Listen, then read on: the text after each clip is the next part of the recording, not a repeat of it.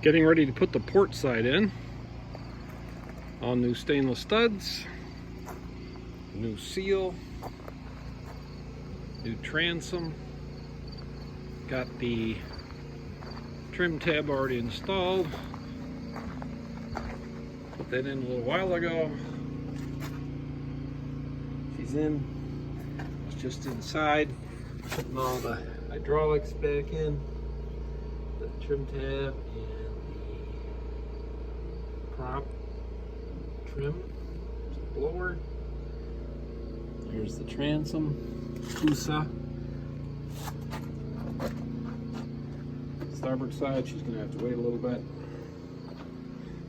Okay.